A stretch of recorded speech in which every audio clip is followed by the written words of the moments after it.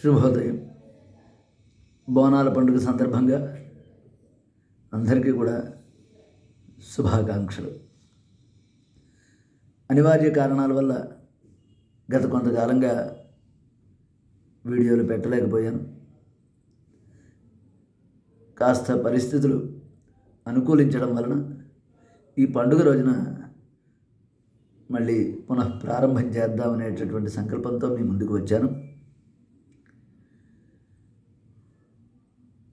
కలియుగంలో శ్రీహరి అనేకములైనటువంటి అవతారములను ఎత్తుతూ భక్తజనులను కంటికి రెప్పలా కాపాడుకుంటూ ఉంటాడు.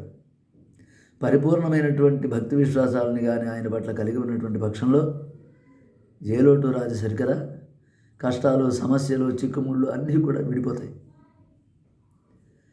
అందుకే ఏ శుభకార్యం జరిగినప్పటికీ కూడా సత్యనారాయణ స్వామి వారి యొక్క వ్రతం ఆచరించడం అనేటటువంటిది అనాదిగా వస్తూనే ఉన్నది. అలా వ్రతం ఆచరించడం, తత్ఫలితాన్ని పొందడం అనేటటువంటిది మనందరికీ అనుభవంలో ఉన్నటువంటి విషయమే. అందుకే సత్యనారాయణ స్వామి వ్రత కథలతో ఈ పండుగ రోజు మీ ముందుకు వద్దామని చెప్పి సంకల్పించాను. శక్తి లోపం ఉన్నా పర్వాలేదు, కానీ భక్తి లోపం మాత్రం ఉండకూడదు. ఆయనను పరిపూర్ణంగా విశ్వసిస్తూ ఆ స్వామివారి యొక్క ప్రసాదాన్ని అత్యంత భక్తి శ్రద్ధలతో స్వీకరించినటువంటి భక్తజనులకు ఇక తిరుగు లేదనడంలో సందేహం లేదు. రమాసమేత అన్నవరం సత్యనారాయణ స్వామినే నమః. ప్రథమోధ్యాయ.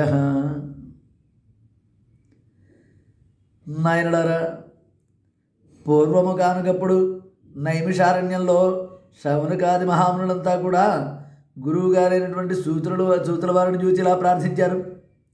మహాత్మా, ఈ కలియుగంలో సమస్యల నుండి బయటపడాలన్నా, కష్టాలు తొలగిపోవాలన్నా, సర్వత్రా జయప్రదంగా ఉండాలన్నా, సంతానలేమితో బాధపడేటటువంటి వారికి సంతానం కలగాలన్నా, అన్ని విధాలా బాగుండాలంటే ఏదైనా వ్రతం కానీ పూజ కానీ ఏదైనా ఉందా అని చెప్పి శిష్యులంతా కూడా గురువు గారైనటువంటి సూతుల వారిని అడుగుతున్నారు.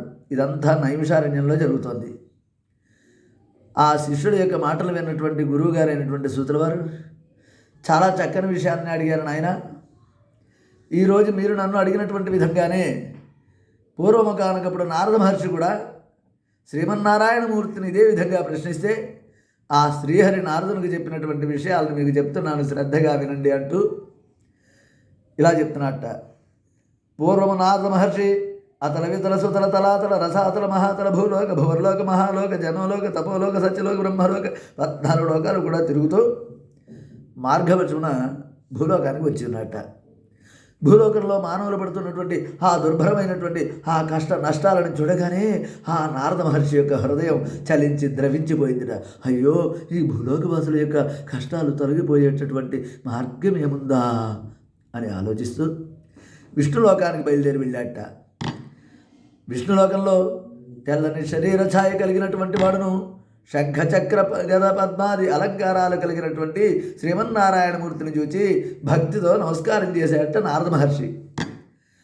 నారదా, ఊరకరారి మహాత్ములు అన్నారయ్యా, నీ రాకకేదో బలమైనటువంటి కారణం ఉండే ఉంటుంది, అదేమిటో సెలవీయమంటే, స్వామి, నీకు తెలియనిది ఏముంది, అణువణువునా నిండినటువంటి వాడివి, 14 లోకాలను నీలోనే ఉంచుకున్నటువంటి వాడివి, 14 లోకాల్లోనూ కూడా తిరిగేటటువంటి వాడివి, అందరిలో కూడా అంతర్యామిగా సంచరించేటటువంటి స్వామి విరువు, నీకు నేను చెప్పడం ఏమిటయ్యా, నీకు తెలియనిది ఏముందంటే, లేదు లేదు లేదు, నువ్వు వచ్చావు కాబట్టి నేను అడుగుతున్నాను, చెప్పు, పర్వాలేదు అన్నట్ట.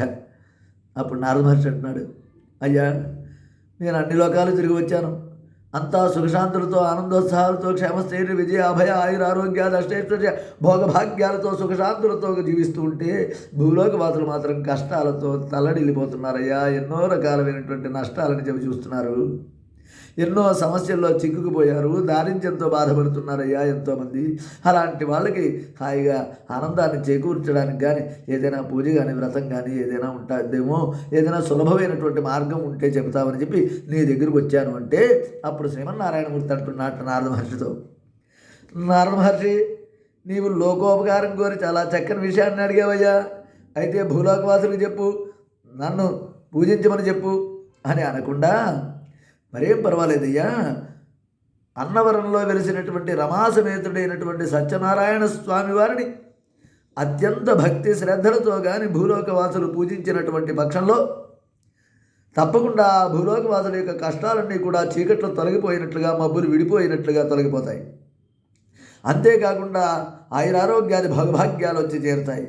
అయితే భక్తి విశ్వాసాలు మాత్రం తప్పనిసరి అని చెప్తే, ఆనందంగానయ్యా స్వామి, చాలా చక్కని విషయాన్ని చెప్పావు అన్నప్పుడు ఆ శ్రీ మహావిష్ణువు అప్పుడు ఇలా చెప్తున్నాడు నారదునితో.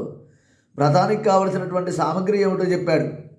వ్రతం ఏ ఏ రోజుల్లో చేసుకోవాలో చెబుతూ, విధియ నాడు కానీ, తదియ నాడు కానీ, పంచమి నాడు కానీ, సప్తమి నాడు కానీ, దశమి నాడు కానీ, ఏకాదశి నాడు కానీ, పూర్ణమి నాడు కానీ, ఏదైనా ఒక పండుగ రోజు కానీ, లేదా సత్యనారాయణ స్వామి వారి యొక్క వ్రతం ఆచరించాలి అని సంకల్పించుకున్నటువంటిదే తడవుగా తిదివార నక్షత్ర యోగ కరణాలతో సంబంధం లేకుండా ఎప్పుడైనా ఎక్కడైనా ఆనందంగా శక్తి కొలది వ్రతం చేసుకోవచ్చు. భక్తి మాత్రం ప్రధానం. ప్రతినిత్యము సత్యనారాయణ స్వామి వారి వ్రతం చేయడం వలన సకల ఐశ్వర్యాలు చేకూరుతాయ్యా అంటే, స్వామి పాపం భూలోకవాసుల వల్ల ఏమవుతుంది? ప్రతినిత్యం వ్రతం చేసుకోవడం అంటే సాధ్యమవుతుందా స్వామి? మరొక తరుణోపాయం లేదా అంటే, సరేనయ్యా, పోనీ ఒక పని చెయ్యి, నెలకు ఒక్క మారైనా వ్రతం చేసుకుంటే తప్పకుండా సత్ఫలితం కలుగుతుంది అన్నట్ట.